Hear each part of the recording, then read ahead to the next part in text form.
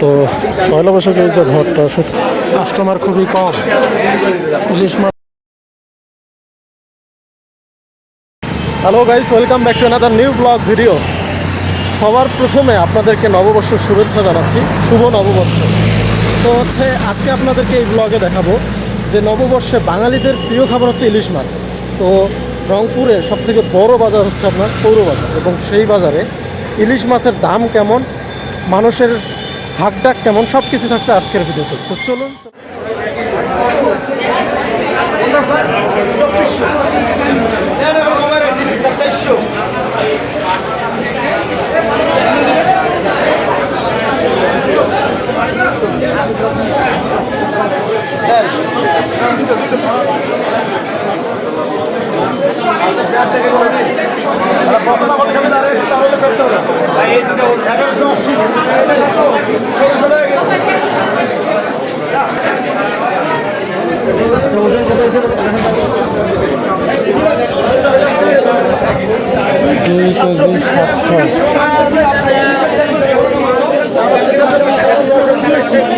2 KG 700 গ্রামের দাম 5,900, মানে 6,000 টাকা প্রায়।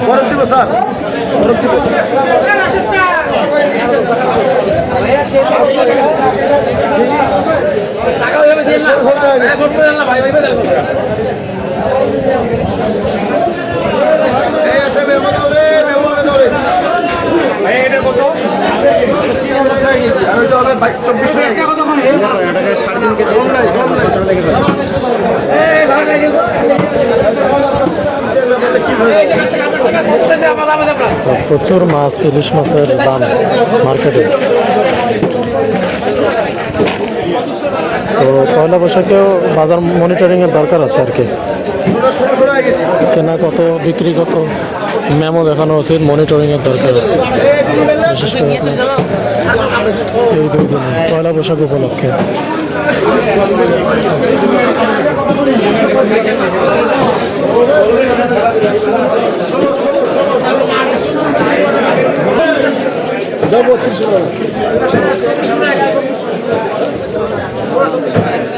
ইলিশ মাছের দিকে মানুষের ঝোঁক বেশি। কত মানুষের চাহিদা বাজারের মধ্যে ইলিশ মাছের। মামা একটু সাইড দিন তো আমার।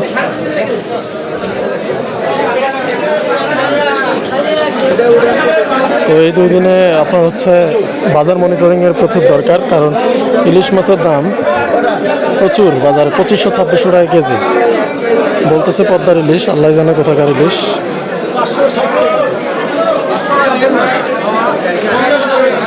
এটা ছোট্ট ইলিশের দাম 500 টাকা।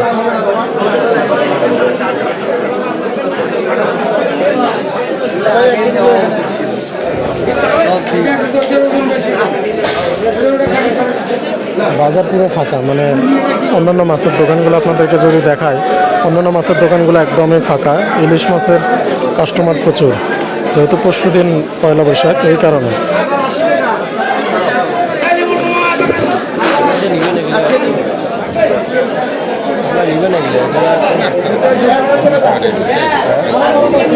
প্রচুর দাম, প্রচুর দাম।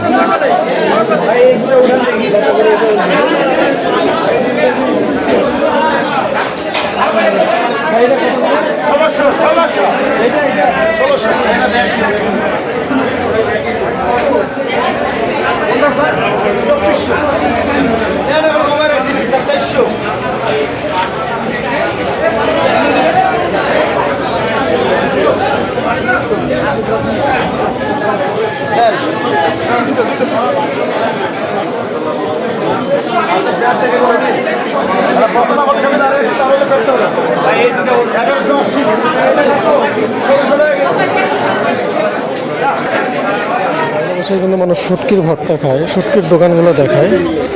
এই যে পাশে শুটকির দোকান। তো পয়লা বৈশাখে এই যে ভর্তা, শুটকি মাছ, ইলিশ মাছ, এগুলোর চাহিদা বাড়ে।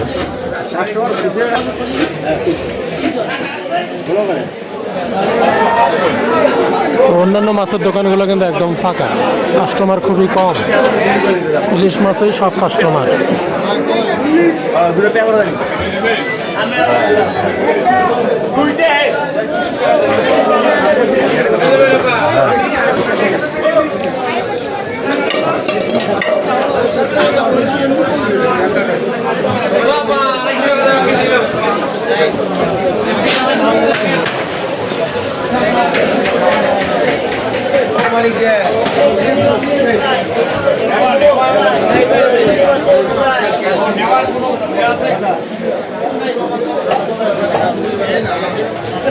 বেশি আছে।